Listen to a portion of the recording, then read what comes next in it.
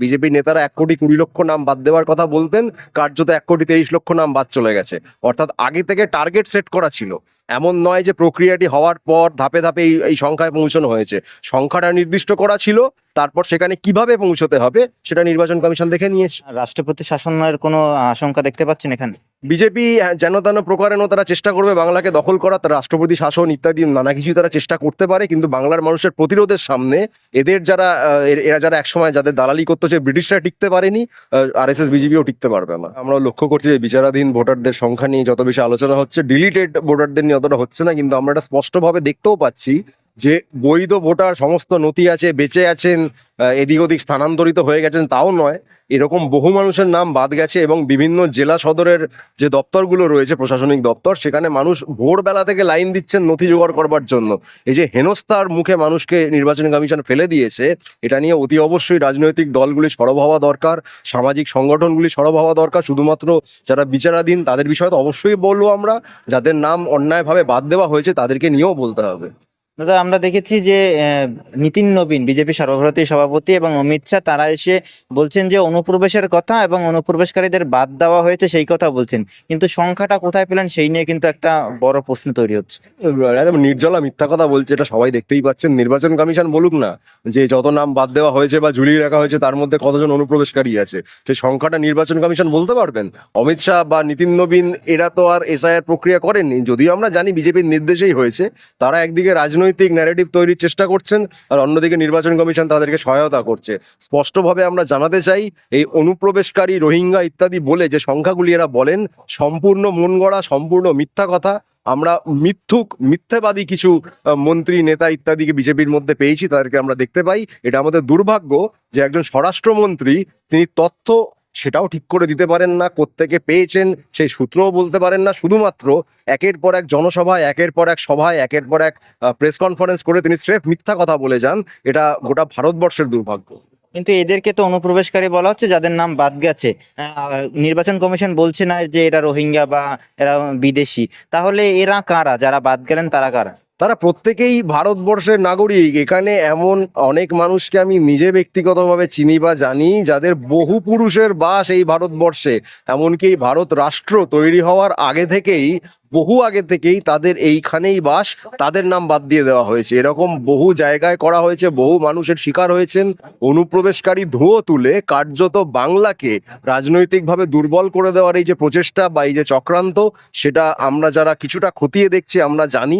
সাধারণ মানুষের কাছে আমরা আবেদন করব, বিজেপি নেতারা যে মিথ্যা কথাগুলো বলছেন, আপনারা একবারের জন্য সেই মিথ্যাগুলি কেন মিথ্যা এটা একটু খতিয়ে দেখবেন। কারণ যে সংখ্যাগুলি এরা বলে যাচ্ছেন তার একটারও কোনো তথ্যসূত্র নেই। অনুপ্রবেশকারী কতজন প্রত্যেক বছর ঢুকেছেন, সেটা সংসদে যখনই প্রশ্ন করা হয়েছে, সেই সংখ্যা যেটা বিজেপির মন্ত্রকের তরফ থেকে, সরকারের তরফ থেকে জানানো হয়েছে, সেটা কয়েকশো বা হাজার খানেকের আশেপাশে প্রতি বছরের হিসাবে। অর্থাৎ এই লক্ষ লক্ষ অনুপ্রবেশকারী ঢুকে যাওয়ার যে গল্পটা, এটা নেহাতি গল্প, এটা মিথ্যা কথা। এই মিথ্যা কথার ফাঁদে আপনারা কেউ দয়া করে পা দেবেন না। ডিলেট হওয়া ভোটারদের তাহলে ভবিষ্যৎ কি? দেখুন, সত্যি কথা বলতে ডিলিট হওয়া ভোটাররা হয়তো আবেদনটুকু করতে পারবেন যাতে যাতে তাদের নাম আবার ভোটার লিস্টে নিয়ে আসা হয়, কিন্তু এখানে নির্বাচন কমিশন যেহেতু একটি নির্দিষ্ট উদ্দেশ্য নিয়ে গোটা কাজটি করছে, তাই তারা আবেদন করলেই তাদের সবার নাম উঠে আসবে, বা যারা বিচারাধীন ভোটার তাদের বিচার প্রক্রিয়া পুরোটা সম্পূর্ণ করে তাদের নাম তুলে দেওয়া হবে, এমন কোনো নিশ্চয়তা নেই। বিজেপি নেতারা 1,20,00,000 নাম বাদ দেওয়ার কথা বলতেন, কার্যত 1,23,00,000 নাম বাদ চলে গেছে। অর্থাৎ আগে থেকে টার্গেট সেট করা ছিল। এমন নয় যে প্রক্রিয়াটি হওয়ার পর ধাপে ধাপে এই সংখ্যায় পৌঁছানো হয়েছে। সংখ্যাটা নির্দিষ্ট করা ছিল, তারপর সেখানে কিভাবে পৌঁছতে হবে সেটা নির্বাচন কমিশন দেখে নিয়েছে। তৃণমূল কংগ্রেস থেকে শুরু করে সমস্ত রাজনৈতিক দল বিচারাধীন ভোটারদের বিষয়টা নিয়ে কথা বলছেন। সেটা 60 লক্ষ বা সংখ্যাটা বেশি বলেই কি তাদেরকে বেশি গুরুত্ব দেওয়া হচ্ছে? না, যারা ডিলিটেড ভোটার সেই সংখ্যাটাও তো খুব কম নয়, সেটাও তো প্রায় 63 লক্ষ। অর্থাৎ এখানে কথা বললে সবার জন্য বলতে হবে। 1,23,00,000 নাম বাদ দেওয়া হয়েছে, তার মধ্যে কিছু সংখ্যা হতে পারে যারা মৃত ভোটার, স্থানান্তরিত ভোটার। সেটা সংখ্যাটা কত হতে পারে? কয়েক লক্ষ হবে। কোটিখানেকের কাছাকাছি মানুষ তারা জেনুইন ভোটার হয়েও তাদের ভাগ্য এইভাবে ঝুলে থাকবে, অনিশ্চয়তায় তারা ভুগবে। তাদের পাশে অবশ্যই রাজনৈতিক দল, তৃণমূল কংগ্রেস হন, অন্যান্য দল হন, বিজেপি বাদ দিয়ে অবশ্যই তাদের এটা কর্তব্য তাদের পাশে দাঁড়ানো। আমরা যারা সামাজিক সংগঠনের সঙ্গে যুক্ত একজন ব্যক্তি হিসেবেও আমরা তাদের পাশে রয়েছি। আমরা চাইবো বৃহৎ রাজনৈতিক শক্তিগুলি এদের প্রত্যেকের পাশে দাঁড়ান। আপনারা সবাই বলছিলেন একটা বৈধ নামও বাদ দেওয়া যাবে না, যদি বৈধ নাম বাদ দেওয়া হয় তাহলে বাংলার মানুষ দেখে নেবে, আপনারা আপনাদের সামাজিক সংগঠনগুলির তরফ থেকেও দেখে নেবে, কিন্তু বাদ তো গেল, তাহলে তার পরিপ্রেক্ষিতে তো কিছু হলো না। না, তার পরিপ্রেক্ষিতে আন্দোলন দানা বাঁধছে। এই পার্ক সার্কাস ময়দানে একটি অবস্থান বিক্ষোভ শুরু হয়েছে, অনির্দিষ্টকালের জন্য সে অবস্থান বিক্ষোভ চলবে। বিভিন্ন জায়গায় সংগঠন, রাজনৈতিক দল, মানুষজন একত্রিত হয়ে বিক্ষোভ আন্দোলনের প্রস্তুতি নিচ্ছেন। এত সহজে ছেড়ে দেওয়া হবে এটা ভাবার কোনো কারণ নেই। বাংলার মানুষকে আপনি খোঁচাবেন, বাংলার মানুষকে কোণঠাসা করবার চেষ্টা করবেন, আর তার কোনো রকম প্রতিবাদ, কোনো রকম প্রতিরোধ হবে না, এটা আশা করলে ভুল আশা করছেন। মতুয়া অধ্যুষিত এলাকাতেও বিভিন্ন মানুষের নাম বাদ গেছে, উদ্বাস্তু মতুয়াদের নামও ডিলেট দেখানো হয়েছে, অথচ তারা এখন দিশেহারা হয়ে আছেন, কি করবেন বুঝতে পারছেন না। প্রথম তাদের যেটা করা দরকার, বিজেপি নেতাদের গিয়ে প্রশ্ন করুন, তাদের কাছে জবাব দিয়ে চান যে এত যে আশ্বাস দিয়েছিলেন যে মতুয়াদের কিছু হবে না, উদ্বাস্তু হিন্দুদের কিছু হবে না, তাহলে নামগুলো বাদ গেল কেন? তাদের নেতারা বলছেন যে নাম আবার তুলে দেওয়া হবে। আরে নাম যদি আবার তুলেই দেবেন, বাদটা দিলেন কেন? এর তো কোনো যুক্তি নেই। আপনার নামটা যদি রাখারই হবে তাহলে প্রথমত বাদই দেওয়া উচিত ছিল না। এদের লক্ষ্যই ছিল বাদ দেওয়া, কোনোভাবেই আবার ফের তুলে দেবো ঠেবো এসব কোনো বিষয় নয়। একটা গাজর ঝোলাচ্ছে আবার, নাগরিকত্বের যে গাজর তারা 2019 থেকে ঝুলিয়ে রেখেছে, এটা আর একটা গাজর ঝোলাচ্ছে। এদের ফাঁদে দয়া করে আর পা দেবেন না। নাগরিকত্ব সংক্রান্ত কমিটি ডাবল করা হয়েছে, আরো 2টি বাড়ানো হয়েছে, এবং বিজেপির নেতারা বলছেন যে যাদের নাম বাদ গেছে তাদের আবার নতুন করে আবেদন করলে তাদের নাম উঠে যাবে। আরে নাগরিকত্ব দেওয়ার তো কমিটি তো এর আগে ছিল, নতুন করে আবার 2টো কমিটি, 3টে কমিটি, 5টা কমিটির কি আছে? এর আগে কি নাগরিকত্ব দেওয়া হয়নি? পাকিস্তান থেকে যারা এসেছে তাদের তো নাগরিকত্ব দিয়েছে। যে ওই একজন গায়ক কি না, মাদনান সামি, তাকে নাগরিকত্ব দেয়নি?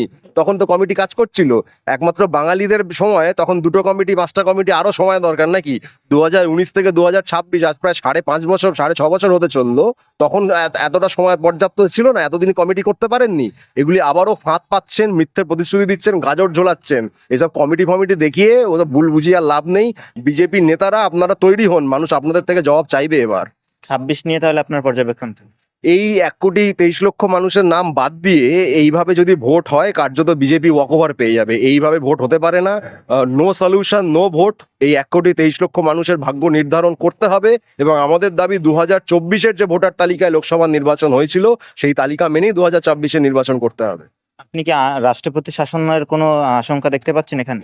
বিজেপি যেন তেন প্রকারেণও তারা চেষ্টা করবে বাংলাকে দখল করা, তারা রাষ্ট্রপতি শাসন ইত্যাদি নানা কিছুই তারা চেষ্টা করতে পারে, কিন্তু বাংলার মানুষের প্রতিরোধের সামনে এদের যারা এরা যারা একসময় যাদের দালালি করতে, যে ব্রিটিশরা টিকতে পারেনি, আরএসএস বিজেপিও টিকতে পারবে না।